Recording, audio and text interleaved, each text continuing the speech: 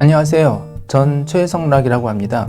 동양미래대학교 경영학과 교수를 하고 있습니다. 지금 경영학과 교수이긴 하지만 원래 전공은 경제학입니다. 경제의 경영이 전공이다 보니 자연스럽게 경제, 투자 같은 것에 대해 관심을 가지게 되었습니다. 지난 10여 년간 투자 활동도 계속해서 해오고 있습니다. 그런 투자 경험으로 이 책을 쓰게 되었습니다. 저는 강원랜드 카지노를 다닌 적이 있었습니다. 강원랜드는 2000년대 초반에 처음 생겼는데 이때 강원랜드를 다녔었습니다. 당시 나름대로 카지노 전략 등을 만들었었고 어떻게 하면 카지노에서 돈을 벌 수 있을까를 고민했었습니다. 그때 저는 대학원생 때였고 학생은 원래 돈이 부족하지요. 카지노에서 생활비, 용돈을 벌고자 했습니다. 당시 카지노에서 큰 돈을 벌지는 못했지만 한 번 갈 때마다 몇십만 원은 벌어올 수 있었습니다. 학생 생활비로는 충분한 돈이었습니다. 최근 저는 본격적으로 투자를 하고 있습니다. 어떤 종목에 얼마나 어떻게 투자해야 하나를 계속 고민합니다. 그런데 이렇게 투자에 대해 고민을 할 때 제가 계속 상기하는 것이 이전 카지노 다닐 때의 경험이었습니다.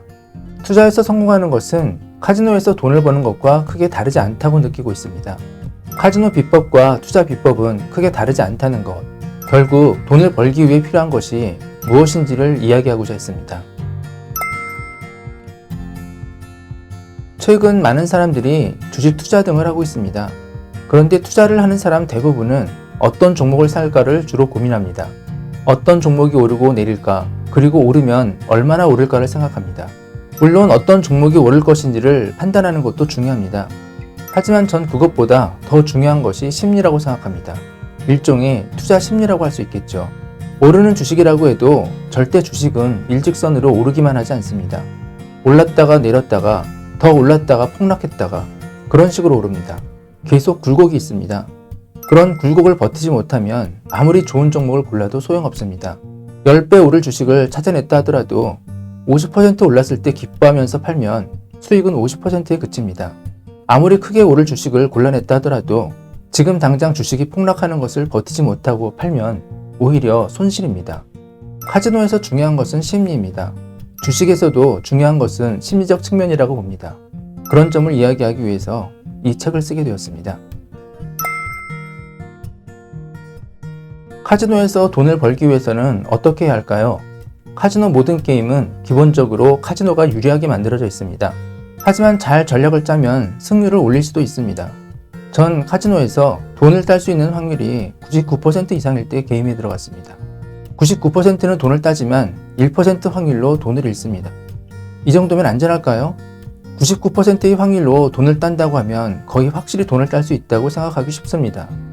그런데 그게 그렇지 않습니다. 1% 확률은 실제 생활에서 굉장히 자주 발생합니다. 99%의 확률만으로도 부족합니다. 그 이상의 확률이어야 합니다. 투자 대상을 고를 때 일단 가장 중요한 것은 99% 이상의 확률로 오를 것이라고 생각되는 것을 찾아야 합니다. 70%는 오를 것 같다, 90% 오를 것 같다, 부족합니다.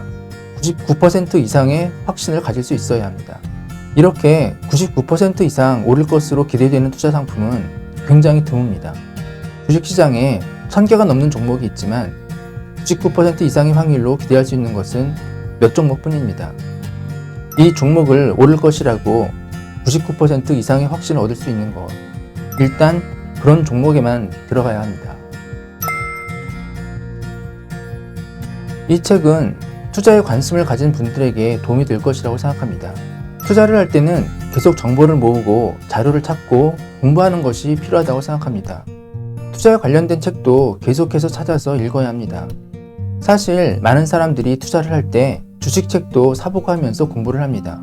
그런데 대부분의 사람들이 이런 공부를 처음에만 합니다. 처음 주식에 대해 잘 모른다고 생각할 때는 책을 읽고 공부를 하는데 몇십 권의 책을 읽고 나면 이제 더 이상 주식 공부를 하지 않습니다. 그동안 자기가 배운 것만으로 투자를 합니다. 하지만 그래서는 곤란하다고 봅니다. 계속해서 투자에 대해 책을 보아야 합니다. 투자에 대한 다양한 시각과 견해, 그리고 경험담을 듣고 읽어야 한다고 생각합니다. 투자는 그동안 배운 것만으로 버틸 수 없는 세계라고 봅니다. 투자는 현재와 미래를 대상으로 하기 때문에 계속해서 투자와 관련된 이야기를 듣고 읽어야 합니다. 꼭 이 책을 읽어달라기보다는 투자를 한다면 계속해서 다양한 투자 관련 책을 읽어야 된다고 생각합니다. 투자에서 정말로 중요한 것은 종목 선정보다 심리적 측면이라는 것을 알아주었으면 합니다. 예를 들어 투자에서 이기려 하는 사람이 있습니다. 얼마나 많이 종목 선정에서 성공했는지를 중요하게 생각합니다. 10번 투자해서 10번 모두 올랐다는 것을 자랑하는 사람이 있습니다. 하지만 투자에서 중요한 것은 얼마나 많이 이겼느냐가 아니라 얼마나 많은 돈을 벌었느냐입니다. 10번 투자해서 9번을 잃어도 한 번 큰 돈을 벌면 그것이 승자입니다. 10전 10승을 해서 1000만원 번 사람보다 10전 1승 9패를 했는데 1억 원을 번 사람이 투자에서 성공한 것입니다. 폭등장에서 이익을 제대로 챙기기 위해서 필요한 것은 심리입니다. 폭락장에서 망하지 않고 버틸 수 있게 해주는 것도 심리입니다. 폭락장 이후에 찾아오는 반등장에서 이익을 챙기게 해주는 것도 심리입니다. 투자 심리가 중요하다는 것을 간접적으로 얻을 수 있다고 생각합니다. 이 책에 대해서 관심을 가져주셔서 감사하다는 말씀을 드리고 싶습니다. 저는 투자가 굉장히 어렵다고 생각합니다.